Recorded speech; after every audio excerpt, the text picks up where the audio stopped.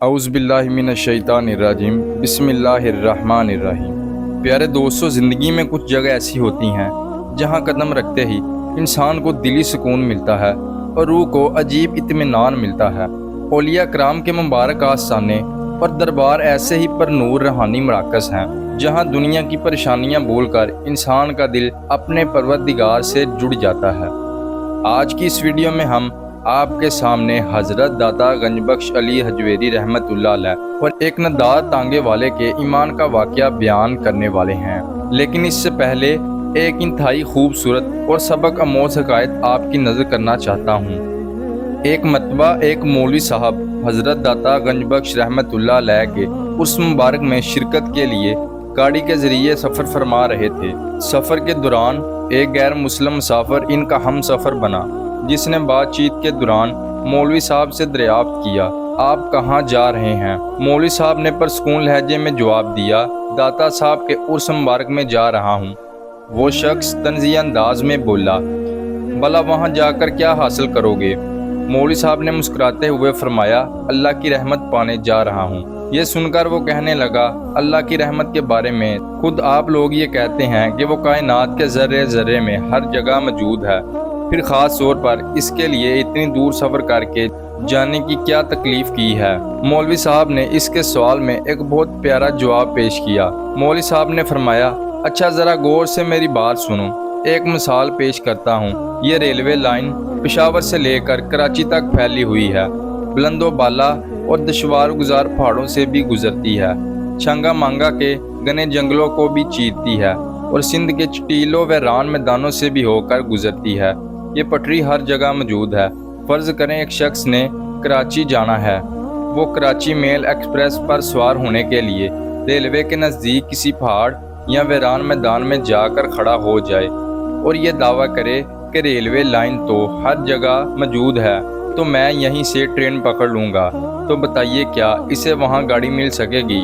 وہ مسافر فوراً سوچ میں پڑ گیا اور بولا، یہ سراسر ناممکن بات ہے۔ اگر اس نے ٹرین میں بیٹھنا ہے، وہ اپنی منزل تک پہنچنا ہے، تو اسے لازمی کسی ریلوے اسٹیشن پر ہی جانا پڑے گا۔ ریلوے لائن اگرچہ مانتے ہیں ہر جگہ بچھائی گئی ہے، مگر گاڑی کا حصول صرف اسٹیشن سے ہی ممکن ہے۔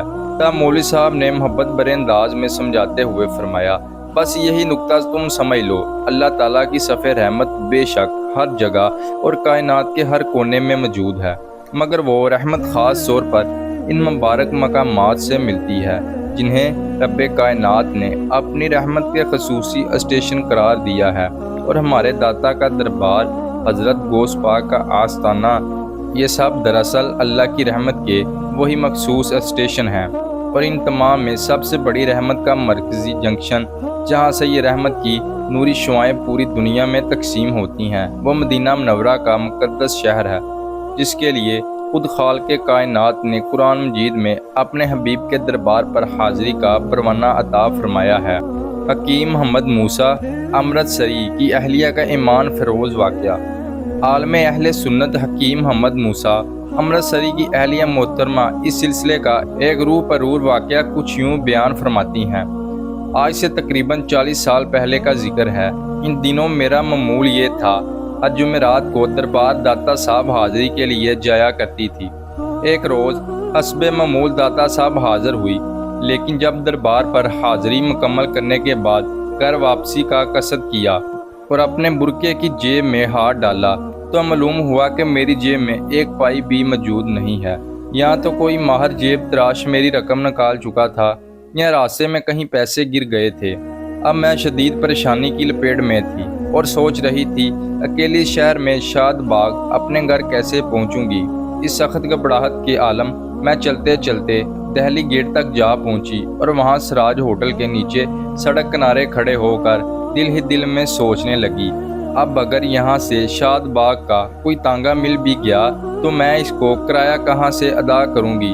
اس وقت جو بھی تانگا ادھر کا رخ کرتا، مرد حضرات دوڑ کر اس پر سوار ہو جاتے۔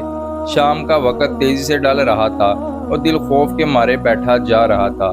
اتنے میں اچانک میری نظر سامنے سے آتی ہوئی کچھ خواتین پر پڑی، تو میں لپک کر ان کے پاس جا کھڑی ہوئی، کیونکہ ان میں سے کچھ چہرے مجھے جانے پہچانے محسوس ہوئے۔ وہ دراصل شاد باغ کی رہنے والی کچھ گجریاں تھیں جنہیں میں شکل سے تو پہچانتی تھی مگر وہ مجھے نہیں جانتی تھی۔ میں نے دل میں سوچا کہ یہ سب بھی لازمی شاد باغ ہی جا رہی ہوں گی، لہذا کیوں نہ میں چپکے سے ان کے ساتھ تانگے میں سوار ہو جاؤں اور راستے میں ان سے درخواست کر دوں گی کہ وہ میرا کرایہ بھی اپنی طرف سے دے دیں، جو میں گھر پہنچ کر فوراً انہیں لوٹا دوں گی۔ جبکہ سچ یہ ہے کہ اس وقت میرے اندر اتنی ہمت بھی نہیں تھی کہ میں ان سے یہ بات کہہ سکتی، کیونکہ اندیشہ تھا کہ معلوم نہیں وہ عورتیں کیا رد عمل ظاہر کرتی۔ اس اثنا میں کیا دیکھتی ہوں کہ سامنے سے ایک تانگا تیزی سے مسجد کی جانب بڑھتے ہوئے آ رہا ہے۔ کوچوان کے ساتھ تانگے کی اگلی سیٹ پر ایک ادھیڑ عمر باوقار اور پر نور بزرگ بھی بیٹھے ہوئے تھے۔ اس نے تانگا روکتے ہوئے بلند آواز میں پکارا، بی بی جلدی کرو، بیٹھو، تانگا شاد باغ جا رہا ہے۔ یہ سنتے ہی تمام خواتین گھبراہٹ کے عالم میں لے کر اس تانگے پر سوار ہو گئیں۔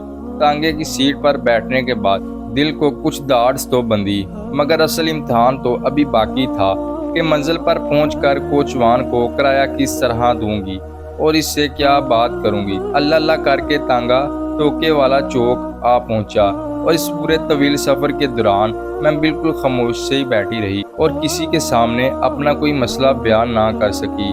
جب شاد باغ آ گیا تو خواتین تانگے سے نیچے اتریں اور کرایہ چکانے کے لیے اپنے پرس سے رقم نکالنے لگیں۔